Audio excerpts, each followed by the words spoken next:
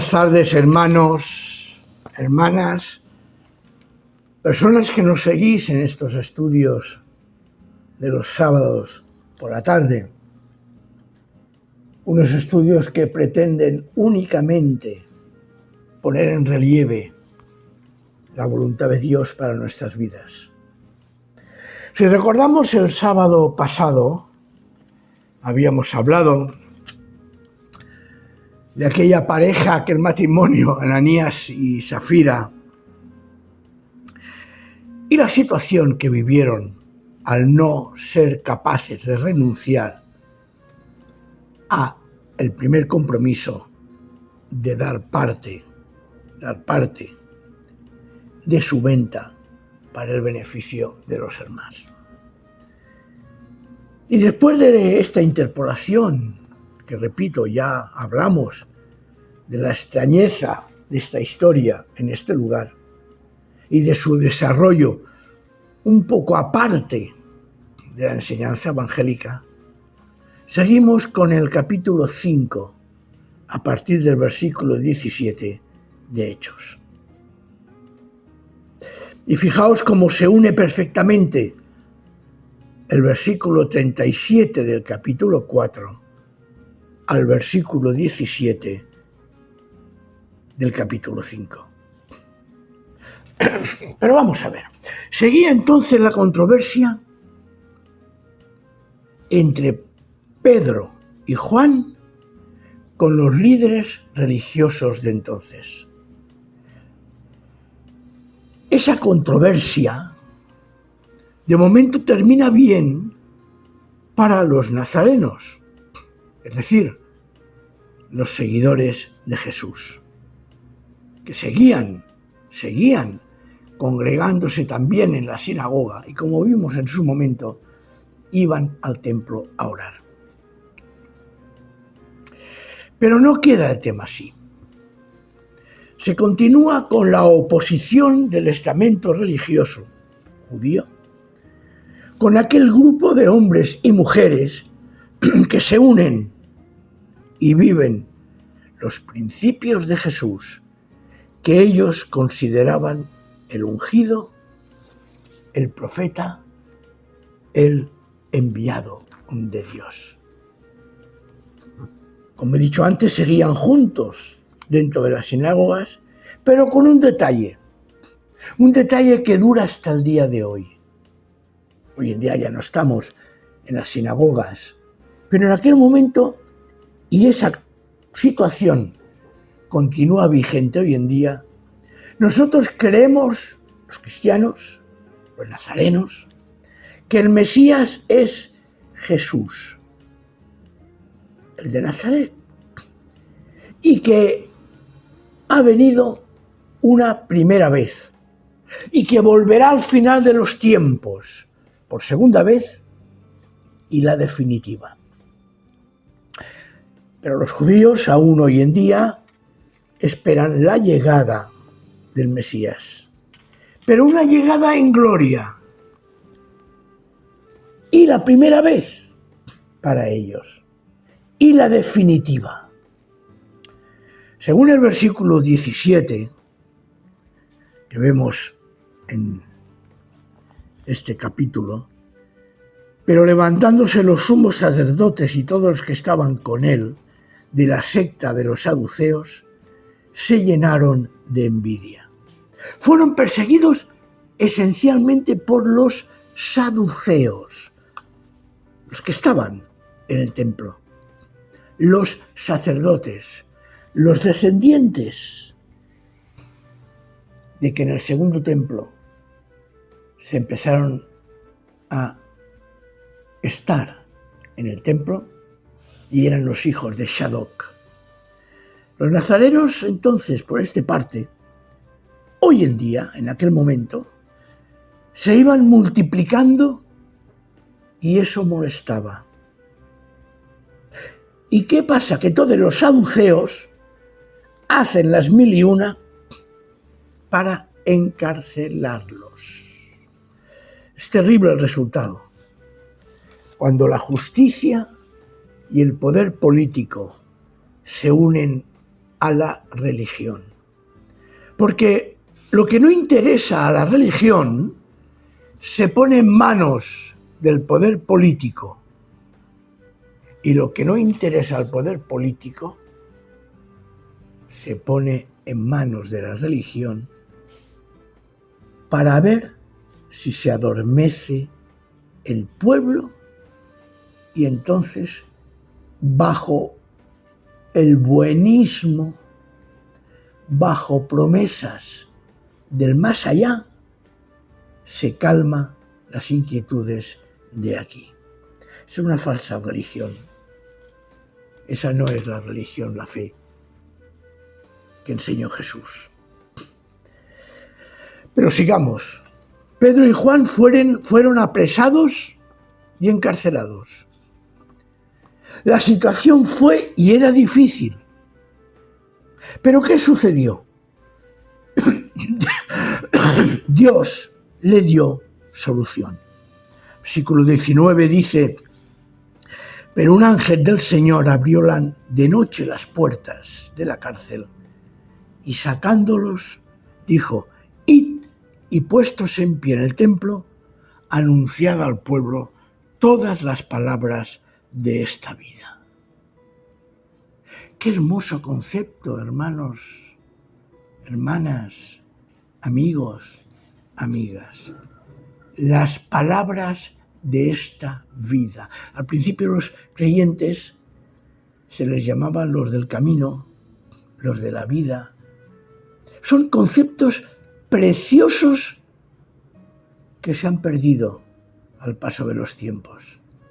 Y qué hermoso sería recuperar de verdad estos conceptos. ¿Y qué hacen ellos? Lo hacen sin esperar nada.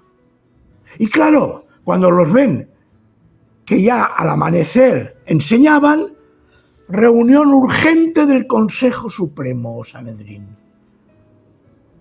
Y envían a la policía de entonces a la cárcel a aquellos que predicaban. Pero ¿qué sucede?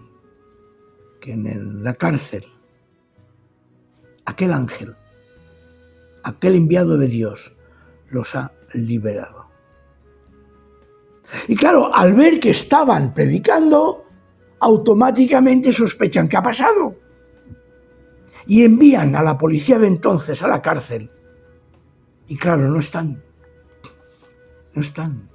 Encuentran todo igual, cerradas las puertas, pero a ellos no los encuentran.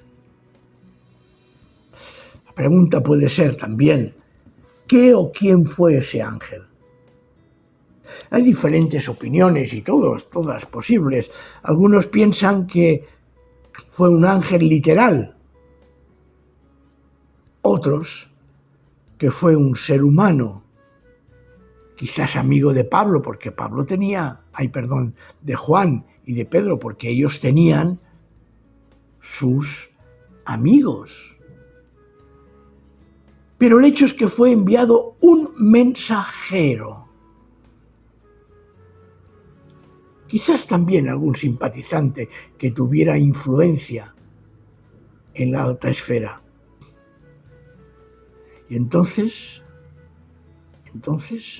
son liberados. Y todo lo dejan igual. Mirad, que cada uno opine lo que crea conveniente o según su propia libertad de conciencia. Porque esto es lo de menos. Lo importante es que fueron liberados para proclamar el Evangelio. Es decir, fue un ángel, y esto demuestra, por decirlo así, y lo voy a decir y entenderme, el humor, la ironía de Dios. Porque resulta que si fueron los saduceos que apresaron a Pedro y a Juan, fue un ángel que los liberó, y los saduceos no creían en ángeles. ¿Os veis la ironía, la simpatía del Señor cuando hace las cosas.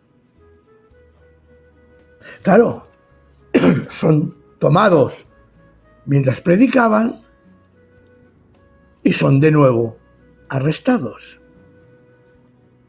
Y aquí son presentados de nuevo delante del Sanedrín. Y Pedro lo que hace es volver a anunciar aquellos principios que llamamos querigmas, es decir, el primero y esencial mensaje de salvación que tenemos en el versículo 30 al 33. Y no lo olvidemos porque esto es la base de nuestra fe. Lo demás se ha ido construyendo. Dice, el Dios de nuestros padres. Bueno, primero dice, es necesario obedecer a Dios antes que a los hombres. Importante reflexión.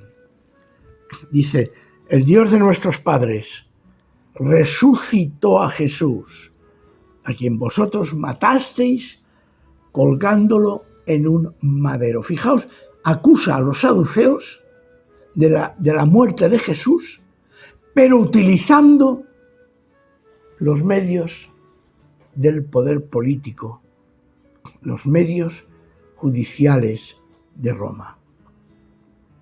A este, es decir, a Jesús, dice, exaltó Dios con su diestra, con su mano poderosa. Todos sabemos que se está refiriendo también al Espíritu, ese poder, esa fuerza de Dios. Dice que lo exaltó como príncipe y salvador. ¿Para qué? Para dar a Israel arrepentimiento y perdón de pecados. Primero la predicación de Jesús fue para el pueblo de Israel. Y cuando la mayoría del pueblo de Israel lo rechazó, es cuando empezó la proclamación del Evangelio entre los gentiles. Y dice Pedro, y nosotros somos testigos de estas cosas. Y también el Espíritu Santo, el cual ha dado Dios a los que le obedecen. Pero al oír ellos esto, fueron cortados hasta el corazón, es decir, como una espada penetra en su corazón. Les dolió esa predicación. Y entonces se pusieron a tomar el acuerdo de matarlos.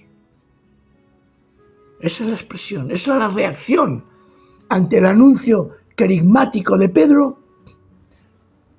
Una confesión de fe sencilla, sin más complicaciones, lo esencial. Pero eso originó que los saduceos se sintieran dolidos, cortados, dice el griego, cosa que es interesante, hasta el corazón, una punzada, una estocada en el corazón. Y entonces tomaron la decisión de matarlo. Hoy nos vamos a quedar aquí, hermanos y hermanas. Hoy vamos a dejarlo aquí porque considero que es importante e interesante que meditemos en lo que acabamos de ver y estudiar. Quiera el Señor que esta historia por lo menos nos haya servido, sobre todo para mí, que para mí es importante la expresión, es necesario obedecer a Dios antes que a los hombres. Subraya en tu Biblia, subraya en tu escritura esta frase, es necesario obedecer a Dios antes que a los hombres. Y si te lo vas grabando, te lo vas repitiendo, lo vas asumiendo, verás cómo esa palabra de Dios se encarnará en tu vida y te darás cuenta que lo más importante que hay es obedecer a Dios antes que a los seres humanos. El Señor nos bendiga y si te ha gustado, pon un me gusta. Y si puedes, suscríbete. Ya sabes que no hay nada de interés económico en estas emisiones.